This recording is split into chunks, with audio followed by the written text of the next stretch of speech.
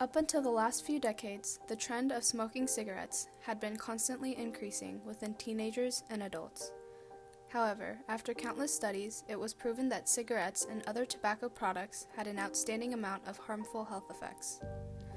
This information has undoubtedly led many smokers to quit and has also prevented millions of teenagers from smoking.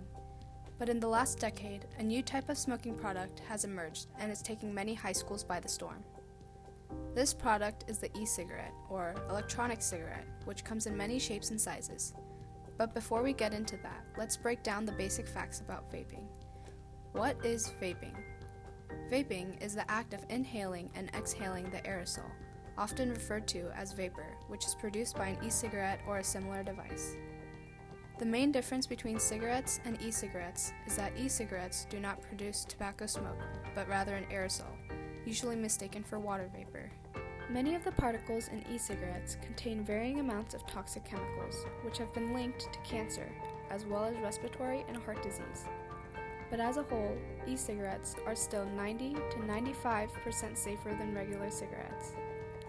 E-cigarettes were originally invented as an alternative for adults who smoked tobacco cigarettes.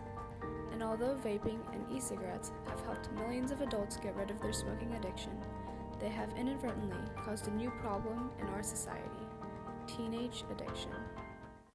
In Milford, Connecticut, high school principal Frances Thompson is desperately trying to snuff out a problem that teachers are having all across the country. They would come in here, you'd have 4 or 5 kids at a time congregating, and they'd start to vape. It's a trend that many parents are not even aware of. But e-cigarette use, or vaping, has grown an astonishing 900% among high school students in recent years, according to the Surgeon General. Like all other tobacco products, e-cigarettes are illegal for people under the age of 18, but that isn't stopping millions of high schoolers across America from using them. Just in high school alone, 7 out of 10 individuals are exposed to e-cig ads. Among high school students, 56.3% are exposed to retail ads, 42.9% to internet ads, and 38.4% to TV and movie ads. Among middle school students, 52.8% are exposed to retail ads, 35.8% to internet ads, and 34.1% to TV and movie ads. 79% of popular Netflix shows present characters smoking. For example, just in the first season of the popular Netflix show Stranger Things, there were 182 instances of characters lighting up or smoking cigarettes. Along with advertising playing such a dramatic role in the increase of teenage vapers, the new e-cigarette brands, such as Juul and Soren USA, are also pushing the modern teenage vaping epidemic. These new e-cigarettes are extremely concentrated nicotine devices that are being abused by teenagers all across the country. The most popular one by far is the Juul, which was invented in 2017 by PAX Labs. These Juuls are more densely concentrated in nicotine than most other vapes and tobacco products. Its fruity flavors, along with its minuscule size, makes it very appealing to teenagers, and are arguably the prime cause for the vaping epidemic in high schools. From 2011 to 2015, there has been a 900% increase in e-cigarette usage in high schools, and since the creation of Juuls, this number has definitely skyrocketed even further up.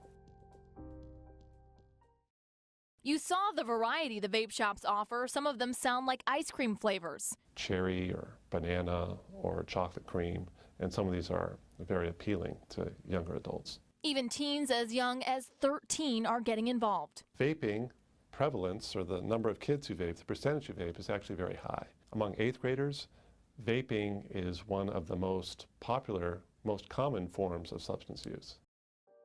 A recent study by the National Institute of Drug Abuse shows that 66% of teenage vapers do not know that their e-cigarette contains nicotine. Even though the majority of teenagers are unsure of the ingredients in e-cigarettes, they still don't hesitate to try it. And this lack of self-awareness and self-control usually leads to addiction. So what exactly makes these e-cigarettes so addictive and enjoyable for teenagers? The answer is nicotine. To begin with, e-cigarettes aren't cigarettes. They contain no tobacco. Instead, a liquid containing nicotine derived from tobacco leaves is vaporized, and users of e-cigarettes inhale that vapor. Vapor, mind you, not smoke. Nicotine is the main substance in Juul, and it can cause damage to your body along with serious addiction. Nicotine raises the level of a neurotransmitter called dopamine, which is also known as the pleasure molecule, and it is in the part of the brain that indicates feelings of pleasure. When intaking nicotine, this feeling is heightened, often resulting in an increased tolerance and withdrawal. The amount of nicotine in one $4 pod is equal to about 200 cigarette puffs or a pack of cigarettes, which costs about $9. Juuling can make your brain reliant on nicotine, which can also cause withdrawal effects in the same fashion as cocaine and heroin. It also has a few negative effects on the body in the sense that too much of it can cause rapid heartbeat, elevated blood pressure, nausea, vomiting, and diarrhea. Although teenagers and vape enthusiasts might argue that nicotine has the same effects as caffeine, in actuality, they are just misinformed because high doses of nicotine have been proven to be toxic, and nicotine can also be very unhealthy for pregnant mothers as it can inflict permanent damage on unborn babies. Even the slightest exposure to nicotine in your bloodstream can redirect blood and oxygen paths, resulting in an increased risk of experiencing negative side effects, which many vapers refer to as being nic-sick. Along with nicotine, e-cigarettes, such as Juul, can contain lead, aldehydes, and other unknown toxic substances, which are all very harmful to teenage consumers. The information gathered from a 2016 National Youth Tobacco Survey shows that 1.7 million high school students and 500,000 middle school students have used the vape product in the past month. Keep in mind, however, that this data was collected before the creation of the Juul, and that number has probably exponentially increased at this point. When looking at the numbers, the Juul is doing absolutely amazing right now. It is the best-selling e-cigarette on the market, with 32% of the total e-cigarette market share, and it has also generated $224 million in revenue from November 2016 to November 2017. A huge chunk of this revenue, however, has come from teenagers' pockets and their allowances. E-cigarette companies have incorporated flavors such as cotton candy and tutti frutti to attract teenagers. These companies usually argue that the increase in the amount of teenage vapers has lowered the amount of teenage smokers. And this may seem true at first, since 14% of 10th graders use e-cigarettes, while only 6.3% use regular cigarettes, and 16.2% of 12th graders use e-cigarettes, while only 11.4% use regular cigarettes. However, when looked at closely, this statement can easily be disproved because studies show that 30.7% of teenage vapers start smoking cigarettes within a 6-month time period, while only 8.1% of regular teenagers start smoking cigarettes within the same period. With all these stats shown, it is clear that e-cigarette companies are getting away with luring teenagers to buy their product. However, we can't truly understand the negative side effects of e-cigarettes unless we talk to teenagers who use them regularly. These upcoming clips will showcase what goes through the minds of teenagers who are addicted to vaping.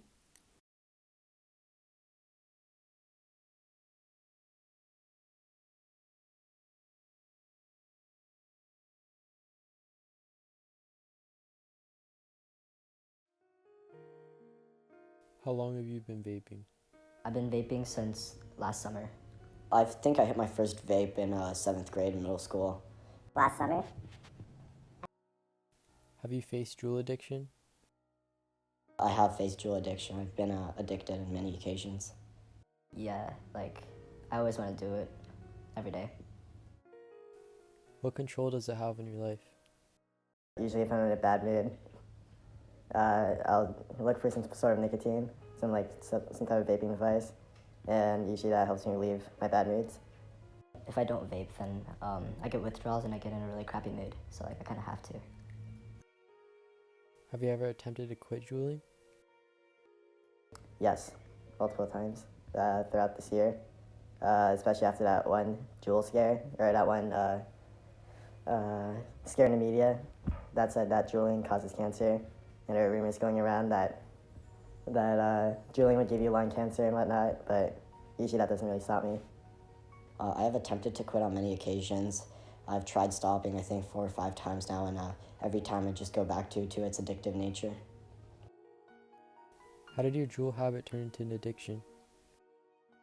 My friends let me use this Juul like once or twice, and then the feeling of being buzzed was pretty nice, and I was like, damn, I should probably get one for myself too. Well, since I do it a lot, and Juul has a lot of nicotine in it, since like the outcome of doing it a lot just ended up me being addicted.